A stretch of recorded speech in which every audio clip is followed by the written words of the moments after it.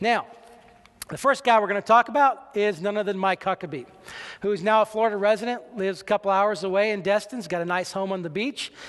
He, as you know, is governor of Arkansas and former Baptist minister. He won Iowa, shocked the establishment, a guy outside that didn't have any money, beating a fellow like Mitt Romney, who everybody thought had game at the time and still does, but won Iowa. He now has a Fox News show, as many of you know. He's got over 9 books, just came out with a new one. He gets over $30,000 every time he speaks.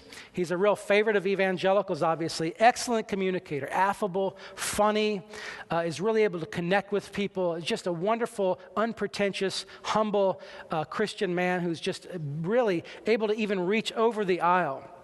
And really, right now, he has the best poll numbers for beating Barack Obama than any other candidate, which is why I think he's a very good potential candidate that he could win. Now, let me tell you something. I'm clearly biased. I clearly have favorites. I know a lot of these folks personally, and I like some more than others. But I'm going to try to be as objective as possible in this presentation and give you objective evaluation of the candidates. But it's going to leak out who I like, so I'm sorry. You're just going to have to deal with that. Now, what are Mike Huckabee's weaknesses? Well, he had what's called the Willie Horton problem. Remember Michael Dukakis had a situation where he had a convict he let go who then killed again. We had that situation with Huckabee. There was a rapist who he let off on early release who then went out and killed someone. So that could come back to haunt him. The fact that he was an ordained minister at one time, the media, of course, is going to paint him with that and as single-issued and one-dimensional. And of course, as he said in the debates, look, I'm not here running for minister, I'm here running for president.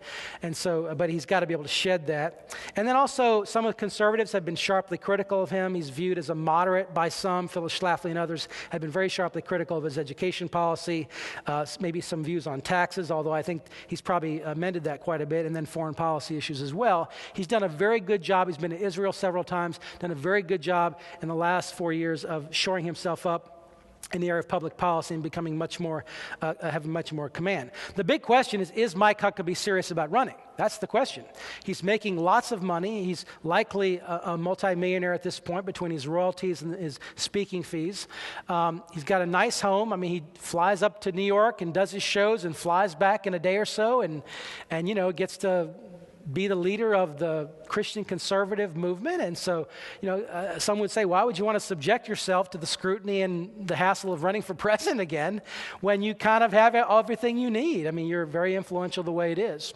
And so I think he's really, I know him and I see him and I've asked him and I talked to him and I think he's really genuinely concerned. I think he's right on the fence. So you can pray for Mike Huckabee because I think he's got a tough decision to make. And this race is all about whether he gets in. If he gets in, it's kind of one-dimensional. If he doesn't get in, then the thing really opens up, and it's going to become very interesting to see the dynamic. Also, he's got a 2-week cruise planned in June of 2011, which makes people think, how can you be that serious when you got a 2-week cruise plan and you're running for president? But we'll see. I think he really is considering the matter, and it'll be interesting to see what his thoughts are. Mitt Romney is... Conventional wisdom would say he is the front runner. He is the guy to beat. He is the man to look at to see whether somebody can take him out. Former governor of Massachusetts, as you know.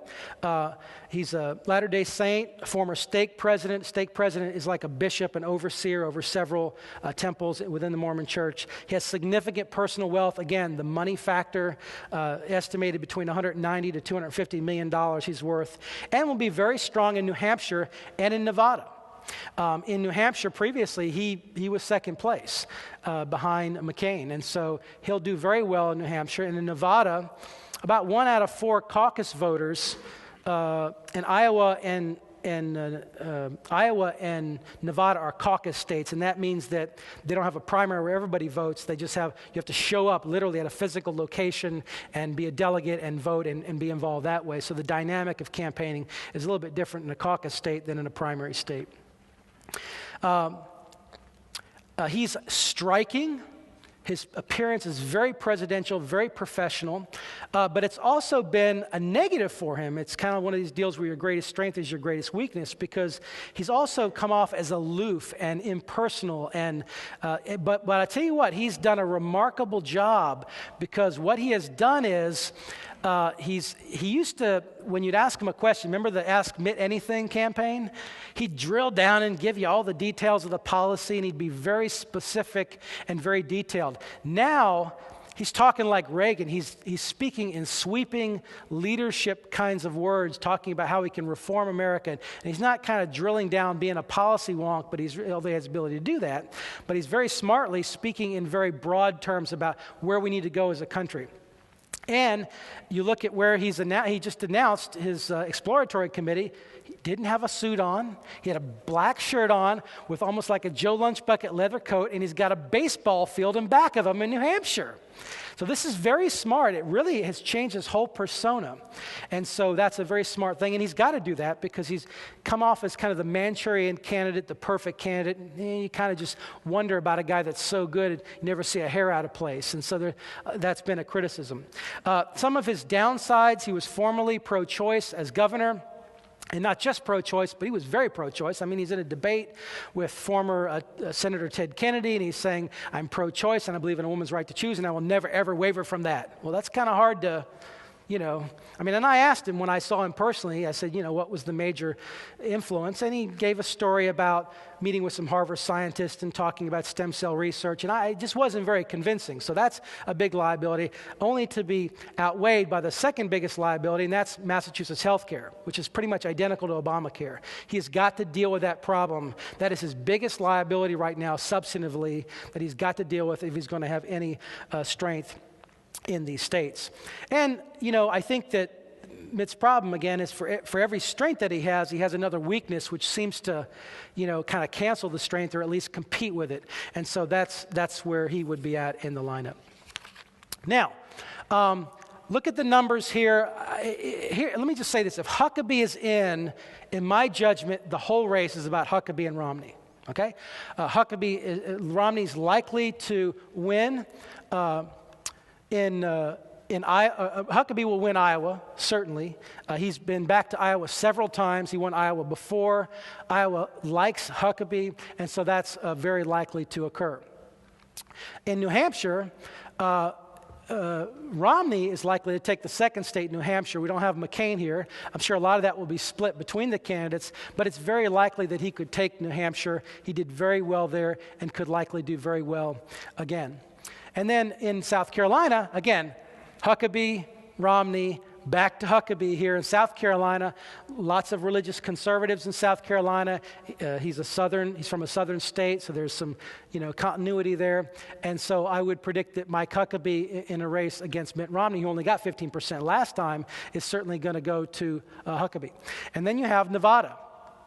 And of course, Nevada is as I said before, 1 out of every 4 caucus member that went to the Nevada caucus in 2008 was a Latter-day Saint, was a Mormon. And so there's a very heavily influence there, and so he's going to do very well in that state. So you got Iowa Huckabee, and I'm just painting the picture here. You got Iowa Huckabee, then you got Romney in New Hampshire, and then you got Huckabee back again in South Carolina, and you got Romney winning Nevada. And of course, anything could happen. I'm just making predictions here.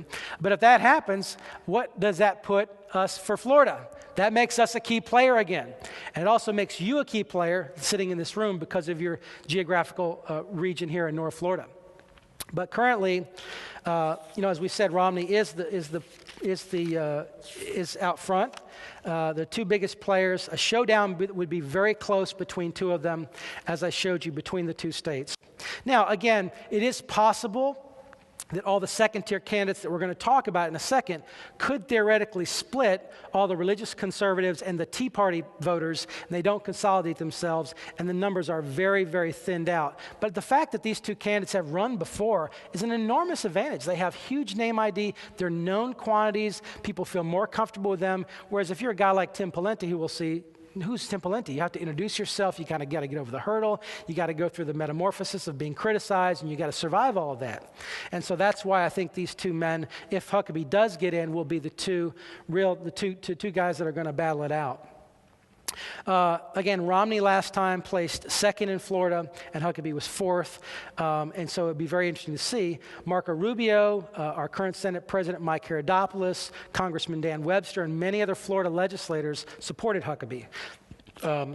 And so, in addition to myself, and so he'll have a good head of steam. Even though, even the Florida race could be very, very tight between a Romney and a Huckabee.